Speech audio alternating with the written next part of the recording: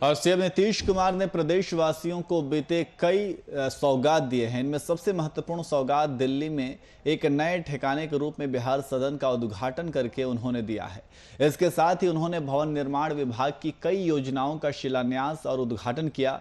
Virtual माध्यम से आयोजित इस समारोह में दिल्ली स्थित 10 मंजिला बिहार सदन का उद्घाटन करते हुए सीएम ने कहा कि बिहार से बड़ी संख्या में लोग इलाज कराने दिल्ली जाते हैं। अब उन्हें वहां कोई परेशानी नहीं होगी। बिहार सदन की नींव 2 साल पहले सीएम नीतीश ने रखी थी। यह भवन दिल्ली के द्वारका सेक्टर 19 में करीब 2 एकड़ में लगभग 78 करोड़ रुपए की लागत से बनाया गया है। इसकी 10 मंजिलें हैं और इसमें 108 कमरे हैं। इसके अलावा इसमें राज्यपाल और मुख्यमंत्री के साथ वीवीआईपी के लिए 8 अलग अलग स्वीट्स हैं। कैबिनेट मंत्रियों के लिए भी 6 स्वीट्स बनाए गए हैं।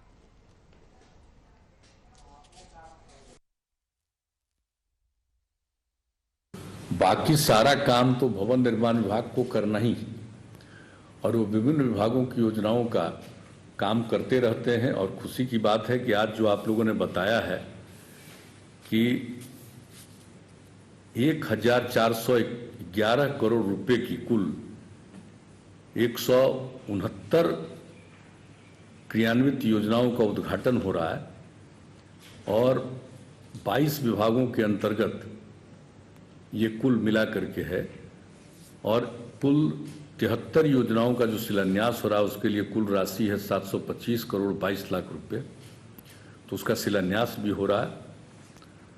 और अब जो भवन निर्माण विभाग के माध्यम से जो काम हो रहा है और भवन निर्माण विभाग का जो बजट बनता है, बजट में जो प्रावधान होता है, अब आप सोच लीजिए कि कितना पहले होता था, नाम मात्र का कुछ काम होता था और अब बड़े पैमाने पर काम होता है। और अब एक बात और हमने कह दिया है कि जिस तरह से अब निर्माण का कार्य सिर्फ नहीं करना है, इसको हमेशा मेंटेन करके रखना है।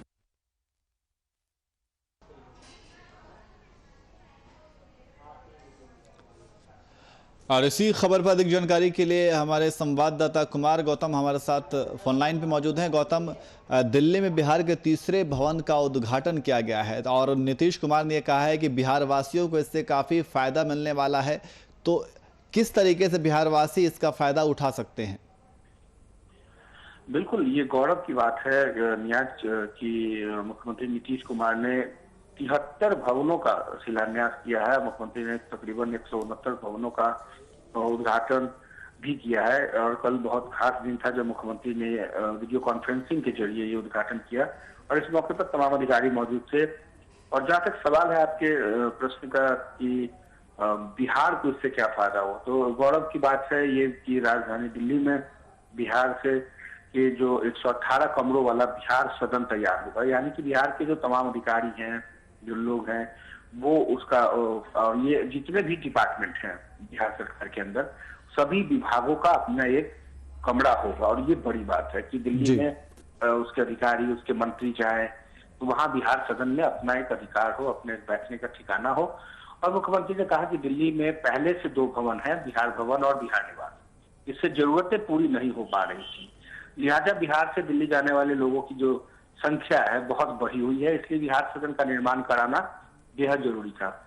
बाकी 2 भवनों का भी विस्तार किया जाएगा। ऐसा नहीं कि बाकी 2 भवनों को एज छोड़ दिया जाएगा, उसका भी निर्माण कराया जाएगा, लेकिन आबादी के हिसाब से और जरूरत के हिसाब से बिहार सदन 10 मंजिला होगा। इसमें 118 कमरे होंगे, मल्टीपर्पज हॉल भी होंगे, कैंटीन भी होगी, कार पार्किंग की सुविधाएं होंगी, सोलर पैनल लगेंगे ताकि बिजली की बचत हो सके। इसके अलावा इसके जो जमीन उपलब्ध कराने में दिल्ली विकास प्राधिकरण के तत्कालीन उपाध्यक्ष यूपी सिंह की बहुत बड़ी भूमिका रही, जिन्होंने तत्काल ये व्यवस्था की और जमीन मुहैया कराई गई।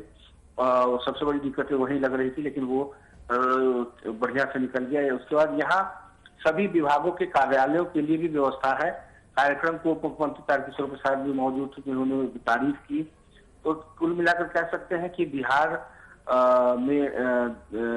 दिल्ली में बिहार के 118 कमरों वाला बिहार सदन कहीं ना कहीं अपने आप में अनोखा होगा, अनूठा होगा। और मुख्यमंत्री ने साफ तौर पे कहा है कि भवनों का बेहतरीन मेंटेनेंस, अभी आपने जो बाइट सुनाई मुख्यमंत्री की, उन्होंने साफ तौर पर कहा कि भवनों का बेहतरीन मेंटेनेंस हो, समय पर काम पूरा हो, निर्माण पूरा हो और बाकी योजनाएं पूरी होनी चाहिए। तो एक बड़ा ही गौरव रहा इतिहास। जी गौतम, जैसा कि मुख्यमंत्री ने यह भी कहा कि बड़ी संख्या में लोग इलाज के लिए दिल्ली जाते हैं और इलाज करवाते हैं और उन्हें काफ़ी परेशानियों का सामना उठाना पड़ता है। तो क्या प्रक्रिया होगी, जो अगर लोग वहां पे रुकना चाहते हैं या रहना चाहते हैं तो किस प्रक्रिया के तहत वो वहां पे रह सकते हैं या ठहर सकते हैं? देखिए, उसी उद्देश्य से ये बनाया गया है। एक तो इसका पहला और प्रमुख उद्देश्य है कि सरकार और प्रशासन के लोग वहां ठहरेंगे।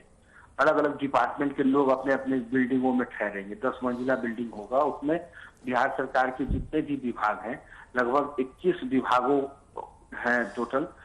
उस विभागों में 169 भवनों का उद्घाटन, जिसकी लागत 725 करोड़ होगी। तो ये एक तरीके से आम लोगों से ज्यादा जरूरी उन प्रशासनिक अधिकारियों के लिए है जिनको दिल्ली आना जाना पड़ता है, वो उन तमाम नेताओं के लिए है जो दिल्ली आना जाना पड़ता है, और इसके अलावा जो लोग इलाज के लिए जा रहे हैं, मतलब बहुत सारे लोग हैं जो इलाज के लिए जाते हैं, दिल्ली की तरफ रुख करते हैं, तो उन्हें रहने की दिक्कतें होती है। तो ऐसे में उनके लिए व्यवस्थाएं होंगी, कैंटीन होगा, रहने के लिए वहाँ पे व्यवस्था होगी, इसके अलावा कार पार्किंग, वो तमाम वो चीजें होगी जिसको लेकर के ये बिहार सदन बनाया गया। नियाज जी गौतम, बहुत बहुत शुक्रिया तमाम जानकारी के लिए।